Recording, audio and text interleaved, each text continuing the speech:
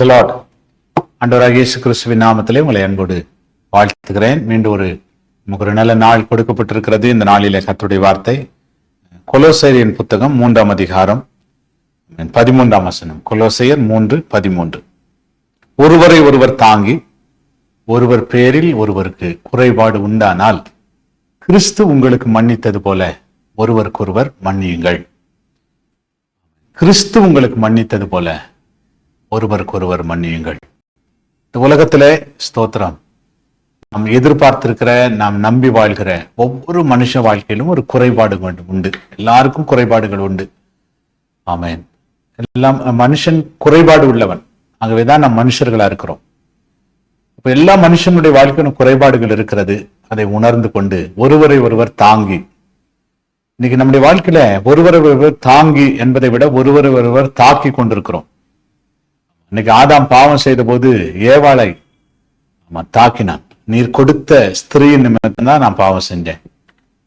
ஏவாள் சொல்றா, நான் சத்ரு, அதாவது அந்த சர்ப்பம் என்னை வஞ்சித்ததினாலே நான் பாவம் செய்தேன். இன்னைக்கு நம்ம நிறைய பேர் மற்றவங்களை தாக்கி கொண்டிருக்கிறோம். ஆண்டவர் சொல்றாரு, இல்ல நீங்க ஒருவரை ஒருவர் தாங்குங்க. ஃபர்ஸ்ட் அந்த சுபாவத்தை கொண்டு வரணும், அந்த எண்ணத்தை கொண்டு வரணும். மன்னிப்பதற்கு முதல் படி என்ன தெரியுமா? அந்த நல்ல சுபாவம், ஒருவரை ஒருவர் தாங்குகிற ஒரு சுபாவம்.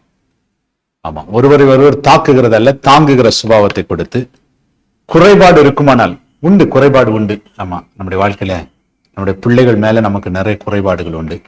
நம்முடைய பெற்றோர் மேல நமக்கு குறைபாடுகள் உண்டு.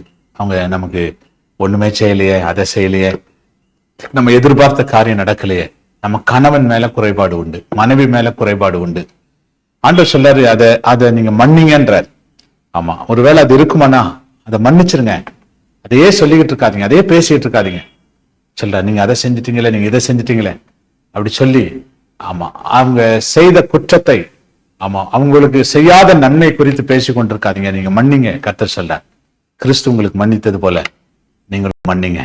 இயேசு நம்ம எல்லாரையும் மன்னித்ததினால்தான் எல்லா நாமத்துக்கும் மேலான நாமம் அவருக்கு கொடுக்கப்பட்டு, அவரை தேவாதி தேவனாய், அவரை ராஜாதி ராஜனாய், அவரை கர்த்தாதி கர்த்தராய் நாம் ஆராதித்துக் கொண்டிருக்கிறோம்.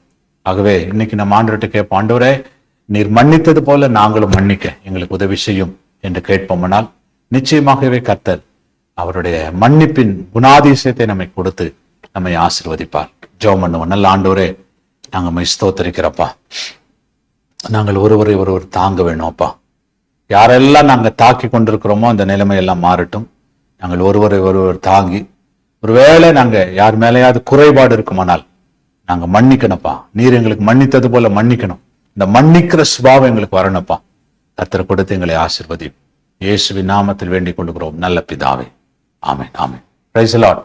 God bless you. கர்த்தர் உங்களை ஆசீர்வதிப்பார். ஆமென்.